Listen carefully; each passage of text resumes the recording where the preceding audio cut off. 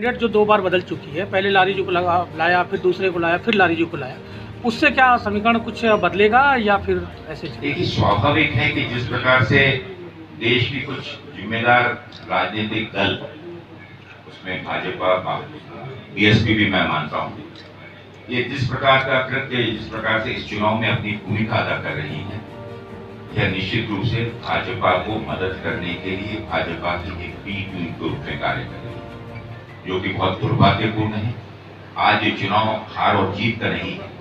जिस संविधान की रक्षा का बीड़ा उठाते हुए माननीय राहुल गांधी जी और गठबंधन के सभी साथी आज सड़कों पर निकले हुए हैं, हमारी अपेक्षा है कि आदरणीय बहन मायावती जी इस चीज को समझें कि भारतीय जनता पार्टी की कठपुतली बनने से बेहतर होगा कि वो गठबंधन के इस मंसूबे को, इस देश के संविधान को, जिसके डॉक्टर बाबा साहब आम्बेडकर ने इस देश की जनता के लिए और विश्व का जो सबसे सुंदर संविधान बनाया, आज उस संविधान को खुले रूप से बदलने की बात भारतीय जनता पार्टी कर रही है। ये चुनाव मात्र चुनावी जीत और हार का नहीं। मैं उन सभी जिम्मेदार राजनीतिक पार्टियों से इस चीज की अपील करना चाहता हूं कि इस समय पक्षपात ना करते हुए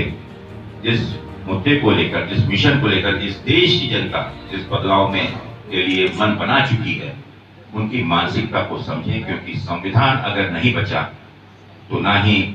आदरणीय मायावती जी की पार्टी भी रहेगी, या जिन उद्देश्यों को लेकर आदरणीय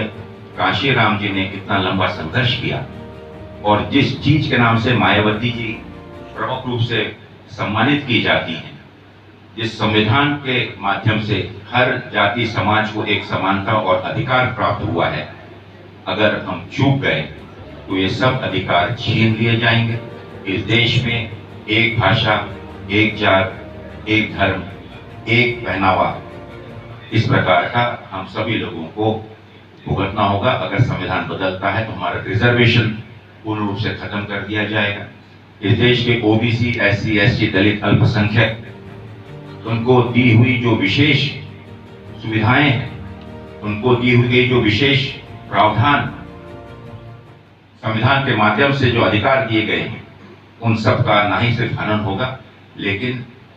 बुरी तरह से उन सब चीजों में वंचित कर दिया है। ये कोई सर्वे चल हो रहा है क्या पार्टी? ये तो मैं पहली बार आपसे सुन रहा हूँ। कल से ये चर्चा कई लोगों ने, देखिए, कृपा करके इस चुनाव को जो जनता की आवाज है उसको पहचानने की कोशिश करिए। जनता को मोदी जी के समान गुमराह न करें। जो लोग ऐसा प्रयत्न कर रहे हैं उनसे मैं स्पष्ट कहना चाहूंगा कि बनारस से माननीय अजय राय, अध्यक्ष कांग्रेस, उत्तर प्रदेश कांग्रेस कमेटी, ये 10 तारीख को अपना नामांकन भर रहे हैं और पार्टी आलाकमान राहुल जी और प्रियंका जी के विशेष विश्वास पात्र तो हैं ही, लेकिन कांग्रेस अध्यक्ष के आदेशानुसार यहाँ पर पूरी संगठन उनके साथ खड़ा हुआ है, नेतृत्व उनके साथ खड़ा हुआ है। यहाँ का संगठन मजबूती के साथ माननीय प्रधानमंत्री का स्वागत इस बार उनको हरा कर समझ चुकी है कि माननीय राहुल गांधी जी के नेतृत्व में गठबंधन के हमारे सभी सम्माननीय नेताओं के नेतृत्व और सहयोग से संविधान को बचाने का संकल्प जो उन्होंने लिया है, ये 2024 का चुनाव एक निर्णायक चुनाव होगा, जो इस देश में फिर एक बार देशवासियों को एक नई आजादी, बोलने की आजादी, रहने की आजादी, पहनने ओढ़ने की आजादी, अपनी मान्यताओं को, अपनी आस्थाओं को मानने की आजादी दिलाने जा रहा है।